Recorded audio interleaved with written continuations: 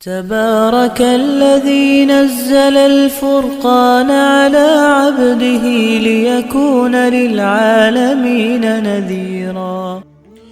بسم الله الرحمن الرحيم نحمده ونصلي على رسوله الكريم اما بعد فاعوذ بالله من الشيطان الرجيم بسم الله الرحمن الرحيم فقلت استغفروا ربكم انه كان غفارا يرسل السماء عليكم مدرارا ويمددكم بأموال وبنين ويجعل لكم جنات ويجعل لكم أنهارا صدق اللہ مولانا العظیم۔ محترم ناظرین و سامعین، السلام علیکم ورحمۃ اللہ وبرکاتہ۔ آج ہم آپ حضرات کے سامنے حاضر ہوئے ہیں۔ آج کا ہمارا ٹاپک ہے توبہ کی اہمیت قرآن و حدیث کی روشنی میں۔ تو سب سے پہلی بات تمام سننے والے سامعین سے میری یہ ریکویسٹ ہے کہ ہم دنیا کی باتوں کو اپنی نفس کی لذت کی خاطر بڑی توجہ کے ساتھ سنتے ہیں، اور اگر ایسی بات ہمارا نفس اور ہمارا دماغ ہماری سوچ قبول کرتی ہے جو ہمارے نفس کو اچھی لگتی ہے، حالانکہ ہم نے نفس کو خوش نہیں کرنا، اللہ رب العزت کی ذات کو خوش کرنا ہے، تو یہ دین کی بات جو ہو رہی ہے، یہ جو دین کے ٹاپک آپ کے سامنے ہم لے کر آتے ہیں، اس کو بڑی توجہ کے ساتھ بڑے دھیان کے ساتھ سنا کریں، اور دل کے اندر اصلاح کی نیت کے ساتھ جو ہے سنا کریں، پھر آپ کو ہماری بات کا فائدہ ہوگا۔ تو آپ حضرات سے میری گزارش ہے کہ آج کا ہمارا ٹاپک جو ہے بہت اہمیت کا حامل ہے کہ توبہ کی اہمیت قرآن و حدیث کی روشنی میں۔ اللہ رب العزت نے انسان کو پیدا کیا تو انسان جو ہے یہ نسیان سے نکلا ہے، اور نسیان کہا جاتا ہے بھولنے کو۔ انسان کی یہ جبلت کے اندر، انسان کے مزاج کے اندر یہ بات ہے کہ انسان بار بار بھولتا ہے، اور اللہ کے نبی صلی اللہ علیہ وسلم نے ارشاد فرمایا کل بنی آدم خطاء وخیر الخطائین التوابون، کہ ساری کی ساری بنی آدم جو ہے وہ خطا کار ہے، اور بہترین خطا کار وہ ہیں جو اپنے گناہوں کے بعد اللہ رب العزت کی طرف رجوع کرتے ہیں۔ اور قرآن مجید کے اندر اللہ رب ذوالجلال نے ہمیں حکم اور آرڈر بھی دیا ہے، یا ایھا الذین آمنوا توبوا الی اللہ توبۃ نصوحا، اے ایمان والو اللہ کی طرف پکی اور سچی توبہ کرو۔ یہ قرآن کا حکم بالغ مرد عورت تمام مسلمانوں کو یہ داخل ہے کہ ہم اپنے گناہوں سے اللہ کے حضور جو ہے توبہ کریں، اس لیے کہ انسان جو گناہ بھی کرتا ہے تو حدیث پاک کے اندر آتا ہے انسان کے خلاف 4 گواہ جو ہے وہ تیار ہو جاتے ہیں۔ پہلا، جس زمین پر گناہ کرتا ہے، کل قیامت کا دن ہوگا، رب ذوالجلال کے سامنے زمین اپنی خبریں بیان کریں گی، یومئذ تحدث اخبارہا، تو جس زمین پر گناہ کیا ہوگا وہ انسان کے خلاف کل قیامت والے دن جو ہے زمین بولے گی۔ اور دوسرا، انسان کے خلاف جو گواہ تیار ہو جاتا ہے وہ انسان کے اپنے اعضاء ہیں۔ اللہ کے قیامت والے دن انسان کے منہ کے اوپر مہر لگا دیں گے، زبان کے اوپر مہر لگ جائے گی، دیگر اعضاء بولیں گے۔ اللہ فرماتے ہیں الیوم نختم علی افواہہم وتکلمنا ایدیہم وتشہد ارجلہم بما کانوا یکسبون، کہ کل قیامت والے دن انسان کے منہ کے اوپر مہر لگ جائے گی، انسان کے ہاتھ اور پاؤں اور دیگر اعضاء جن کے ساتھ اس نے گناہ کیے ہوں گے وہ کل قیامت کے دن انسان کے خلاف گواہی دیں گے۔ اور تیسرا گواہ انسان کے خلاف جو تیار ہوتا ہے کرامن کاتبین، انسان کے دائیں بائیں کے فرشتے جو انسان کی نیکی اور بدی لکھنے پر مامور ہیں، تو انسان جب بھی کوئی برا کام کرتا ہے تو انسان کے خلاف جو ہے انسان کے فرشتے جو ہیں وہ انسان کے گناہ لکھ رہے ہوتے ہیں۔ اور چوتھا انسان کے خلاف جو ہے وہ انسان کا جو گواہ تیار ہوگا، وَإِذَا الصُّحُفُ نُشِرَتْ، انسان کا نامہ اعمال ہے، جو کل قیامت والے دن جو ہے انسان کا جو ہے نامہ اعمال انسان کے خلاف گواہی دے گا کہ اس نے جو ہے فلاں گناہ کیا تھا، وہ رجسٹر اللہ کی بارگاہ کے اندر پیش ہو جائے گا۔ تو محترم ناظرین، ہم تمام انسان جو ہے گناہ گار ہیں، ہر انسان سے گناہ ہو جاتا ہے، لیکن اب سوال یہ پیدا ہوتا ہے کہ یہ چار گواہ جو ہے ہم سب کے خلاف تقریباً تیار ہو چکے ہیں، ان سے بچنے کی کیا صورت ہے؟ تو اللہ کے نبی صلی اللہ علیہ وسلم نے ہمارے لیے بڑی پیاری حدیث بیان فرمائی، التائب من الذنب کمن لا ذنب لہ، کہ گناہوں سے توبہ کرنے والا شخص ایسا ہے جیسا اس نے گناہ کیا نہیں۔ آپ صلی اللہ علیہ وسلم کی ذات ہمارے لیے قابل نمونہ ہے۔ آپ صلی اللہ علیہ وسلم کے بارے میں تو اللہ نے فرمایا، اے میرے محبوب، آپ کو ہم نے گناہوں سے پاک اور معصوم پیدا کیا، اور ہم سب کا یہ عقیدہ ہے۔ اور اللہ نے فرمایا کہ اگر آپ سے کوئی بھولے سے بھی بھول چوک ہو جائے، اللہ نے قرآن میں فرمایا لِيَغْفِرَ لَكَ اللَّهُ مَا تَقَدَّمَ مِن ذَنبِكَ وَمَا تَأَخَّرَ، اے میرے محبوب، ہم نے اگلے پچھلے آپ کے تمام گناہوں کو بھولے سے جو بھول چوک ہوئی وہ بھی ہم نے معاف کر دیے۔ لیکن اس کے باوجود حدیث پاک کے اندر آتا ہے، اللہ کے نبی صلی اللہ علیہ وسلم ہر مجلس کے اندر 100 مرتبہ، ایک روایت کے اندر آتا ہے 100 مرتبہ ہر مجلس میں استغفر اللہ توبہ کرتے تھے، اور ایک حدیث پاک کے اندر آتا ہے اللہ کے نبی صلی اللہ علیہ وسلم 70 مرتبہ ہر مجلس کے اندر جو ہے استغفر اللہ پڑھا کرتے تھے۔ تو یہ آپ صلی اللہ علیہ وسلم نے جو ہے امت کو درس دیا۔ آپ تو بخشائے ہیں، لیکن امت کے لیے ایک نمونہ چھوڑ کر گئے ہیں کہ جب بھی تم سے کوئی گناہ ہو جائے، کوئی اللہ کی نافرمانی ہو جائے، تو اللہ کے حضور جو ہے وہ توبہ کرو۔ اللہ رب العزت کی ذات جو ہے انسان سے 70 ماؤں سے زیادہ جو ہے وہ محبت کرتی ہے۔ انسان کو لا تقنطوا من رحمت اللہ، اللہ فرماتے ہیں کہ میری ذات سے، میری رحمت سے کبھی مایوس نہ ہونا،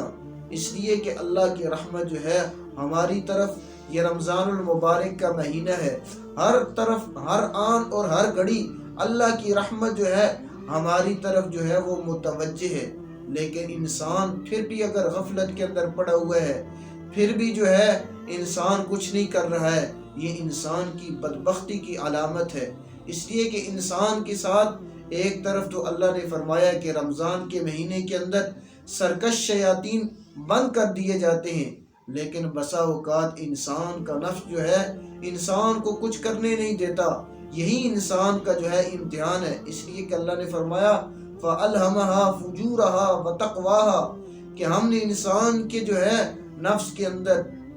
اچھائی کا بھی مادہ رکھ دیا اور برائی کا بھی، اور یہی انسان کا امتحان ہے۔ اس لیے کہ انسان کے اندر اگر گناہ کرنے کی صلاحیت موجود نہ ہو، پھر انسان کو کوئی امتحان نہیں ہے۔ اور اس لیے اللہ نے انسان کو جو ہے فرشتوں کے اوپر فضیلت دی، حالانکہ فرشتے اللہ کی عبادت بے انتہا صبح سے لے کر شام تک ایک لمحہ ایسا نہیں جو فرشتے جو ہے اللہ کی نافرمانی کرتے ہوں، حالانکہ انسان کا درجہ فرشتوں سے بھی زیادہ ہے۔ اس لیے کہ انسان کے اندر اللہ نے برائی کا بھی مادہ رکھا ہے۔ اب انسان کا امتحان ہے اپنے نفس کو کچل دے اللہ کی رضا کی خاطر، انسان کا امتحان ہے کہ شیطان کے ساتھ مقابلہ کرے، اپنے رب کو راضی کرے۔ یہ انسان کا دنیا کے اندر امتحان ہے۔ آج ہمیں اللہ کی طرف رجوع کرنا چاہیے، اور اصل میرے محترم ناظرین و سامعین، اصل عبادت جوانی کی عبادت ہے، جو ہم عیاشیوں کے اندر نفس کی خواہشات کے اوپر چل کر اپنی جوانی کو جو ہے برباد کر دیتے ہیں۔ اور انبیاء علیہم الصلاۃ والتسلیمات کا یہ شیوہ ہے کہ در جوانی توبہ کردن شیوہ پیغمبری از، فارسی کا شعر ہے۔ یہ انبیاء علیہ الصلاۃ والسلام کا جو ہے یہ شیوہ ہے، جوانی کے اندر جو ہے وہ توبہ کرنا، اور جوانی کے اندر اللہ کی طرف جو ہے رجوع کرنا۔ اس لیے بڑھاپے کے اندر جو ہے بھیڑیا بھی جو ہے وہ بھی توبہ کر لیتا ہے، جب اس کے دانت منہ کے اندر نہیں رہتے، آنتڑیاں جواب دے جاتی ہیں، وہ بھی ظالم بھیڑیا وہ بھی توبہ کر لیتا ہے۔ ہمیں جوانی کے اندر اپنے گناہوں سے توبہ کرنا چاہیے اور اللہ کی طرف رجوع کرنا چاہیے، لیکن آج ہمارا مزاج ایسا ہو گیا ہے، ہم چاہتے ہیں ہمیں کوئی اعمال کرنے نہ پڑیں، اس کے بغیر جو ہے ہمیں جنت مل جائے۔ حکیم الامت مجدد الملت مولانا اشرف علی تھانوی رحمۃ اللہ علیہ کے پاس ایک نوجوان حاضر ہوا، عرض کیا حضرت مجھے کوئی وصیت ارشاد فرمائیں۔ حضرت نے اس کو کوئی وصیت ارشاد فرمائی، لیکن تھوڑی دیر کے بعد جب وہ جانے لگا تو وہ نوجوان کہنے لگا حضرت اپنے سینے سے کوئی ایسا نور منتقل کریں جو میرے سینے میں داخل ہو جائے، میرا بیڑا پار ہو جائے اور میرے دل کے اندر جو ہے وہ گناہ کا مادہ بالکل ختم ہو جائے۔ حضرت فرمانے لگے کہ میرے دل کے اندر کوئی ایسا نور تو نہیں، ہاں بلغم موجود ہے، وہ اگر لینا چاہتے ہو وہ آپ کو میں دینے کے لیے تیار ہوں۔ تو آج کل ہماری یہی حالات ہیں، ہمارے نوجوان کسی اللہ والے کے ہم اللہ والوں کے پاس جانے سے منع نہیں کرتے، اللہ والوں کی صحبت کو اختیار کرنا چاہیے، لیکن اس سے ہرگز یہ مطلب نہیں کہ اللہ والوں کی صحبت سے جو ہے آپ کو کچھ عمل کرنا نہیں پڑے گا اور بغیر عمل کے جو ہے آپ کو جنت مل جائے گی، بلکہ اللہ والوں کی صحبت سے انسان کا نفس جو ہے وہ برائیوں کی طرف جو مائل ضرور ہوتا ہے، لیکن انسان جو ہے اس کے ساتھ مقابلہ کر سکتا ہے۔ اس لیے کہ جتنے انسان کا جو ہے رتبہ بلند ہوگا، جتنے بھی ہمارے اسلاف ہیں، جتنے بھی ہمارے بزرگ ہیں، ان کے دل کے اندر بھی برائی کے خیالات آتے تھے، حتیٰ کہ انبیاء علیہ الصلوۃ والسلام کے دل کے اندر بھی برے خیالات آئے۔ اللہ نے حضرت یوسف علیہ الصلوۃ والسلام کے بارے میں فرمایا کہ جب زلیخا نے ان کو جو ہے برائی کی طرف مائل کیا، دعوت دی، وَلَقَدْ هَمَّتْ بِهِ وَهَمَّ بِهَا، حضرت یوسف علیہ الصلوۃ والسلام کے دل کے اندر بھی یہ بات پیدا ہو گئی، تھوڑے سے جو ہے وساوس آگے، خیالات اس کی طرف جو ہے مائل ہو گئے۔ لیکن انبیاء علیہ الصلوۃ والسلام، بزرگان دین جو اللہ کے نیک اور بلند ترین بندے ہوتے ہیں، ان کا قابو چل جاتا ہے، وہ شیطان سے مقابلہ کر سکتے ہیں۔ لیکن میرے اور آپ کے سامنے اگر شیطان آ جائے، ہم بے بس ہو جاتے ہیں، ہم اس کے سامنے ہتھیار ڈال لیتے ہیں، تو ہم نے نفس کے ساتھ جو ہے وہ مقابلہ کرنا ہے۔ اللہ رب العزت نے جو ہے ہمیں یہ موقع عطا فرمایا ہے، آج سے ہم جو ہے پکی اور سچی توبہ کریں، اللہ کی حضور پکی اور سچی توبہ کریں گے، اللہ اس پر ہمیں کیا دینے والے ہیں اس کا ہم تصور بھی نہیں کر سکتے۔ حضرت امیر معاویہ رضی اللہ تعالی عنہ کے بارے میں آتا ہے، آپ کا یہ معمول تھا کہ روزانہ تہجد کی نماز کا اہتمام کرتے تھے، لیکن ایک دن اللہ کا کرنا ایسا ہوا کہ آپ سے جو ہے تہجد کی نماز چھوٹ گئی، تو آپ جو ہے دن کے اندر اتنا اللہ کے سامنے روئے، اتنا روئے کہ اگلے دن جو ہے شیطان بزرگ کی شکل کے اندر حضرت معاویہ رضی اللہ تعالی کے پاس حاضر ہوا، اور صبح کے ٹائم حضرت معاویہ کو جو ہے جگانے لگا۔ تہجد کے ٹائم حضرت معاویہ بیدار ہوئے، آپ نے دیکھا ایک بزرگ آدمی جو ہے ان کے پاس کھڑا ہے، پوچھا ہے آپ کون ہیں؟ کہنے لگا میں شیطان ہوں۔ تو آپ نے پوچھا تیرا کام تو یہ ہے کہ لوگوں کو ورغلانا، لوگوں کو نیکی کے راستے سے ہٹانا، اور تو کیسے حاضر ہوا؟ تو اس نے کہا حضرت آپ چھوڑیں، آپ تہجد کی نماز پڑھیں۔ جب آپ نے زیادہ اصرار کیا، جب آپ نے اس شیطان کو قابو کیا، آپ نے پوچھا تو بتائے گا یا نہیں، تو شیطان جو ہے جتنا آدمی بڑا ہوتا ہے اس کے سامنے بے بس ہو جاتا ہے۔ وہ کہنے لگا دراصل بات یہ ہے کہ جب آپ تہجد کی نماز پڑھتے تھے، ایک دن میں نے آ کر آپ کو تہجد کی نماز کے لیے اٹھایا نہیں، آپ نے اللہ کے حضور اتنے گڑ گڑائے اور اتنے اللہ کے حضور جو ہے معافی مانگی۔ اللہ رب العزت جو تہجد کے اوپر آپ کی درجات بلند کرتے تھے، اس سے کہیں زیادہ جو ہے آپ جب اللہ کی طرف آپ نے رجوع کیا، اللہ نے اس سے کہیں زیادہ جو ہے آپ کی درجات کو بلند کر دیا۔ تو میں نے چاہا کہ یہ تو جو ہے یہ سودا جو ہے نفع کا نہیں ہے، اس لیے میں نے آپ کو روزانہ جو ہے اب جگانا شروع کر دیا۔ تو یہ شیطان اس وقت ہمارے ساتھ لگا ہوا ہے، اور ہر وہ برا کام جس کی طرف انسان مائل ہوتا ہے، جس سے آخرت کا نقصان، انسان کا جو ہے آخرت کا فائدہ کم ہے، نقصان زیادہ ہے، شیطان اس کی طرف جو ہے مائل کرنے کی کوشش کرتا ہے۔ لیکن انسان جب اللہ کی طرف رجوع کرتا ہے تو اللہ رب العزت جو ہے انسان کو اتنا کچھ دیتے ہیں انسان تصور نہیں کر سکتا. اس لیے ہم اللہ رب العزت کی طرف جو ہے توبہ کرنے چاہیے. علماء نے 3 شرائط لکھی ہیں توبہ کی، اس کو بھی اچھی طرح سماعت کر لیں. سب سے پہلی شرط یہ ہے کہ آدمی جس گناہ کے اندر جو ہے مبتلا ہے ان یقلع عن المعصیہ، آدمی اس گناہ کو چھوڑ دے. دوسری شرط یہ ان یندم علیہا، کہ آدمی اس گناہ کے اوپر نادم ہو جائے، شرمندہ ہو جائے. اور تیسری شرط ان یعزم عزما جازما اللہ یعود الیہ ابدا، انسان کو ہمیشہ کے لیے اس گناہ سے جو ہے وہ توبہ کرنا چاہیے. اور ایسی توبہ کرنی چاہیے کہ انسان جب توبہ کر لے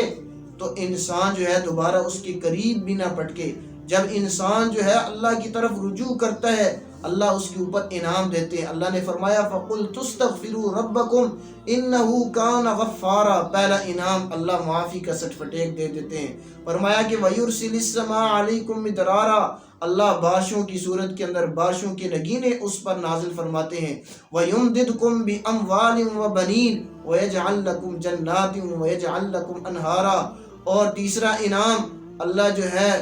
مال اور دولت کے یعنی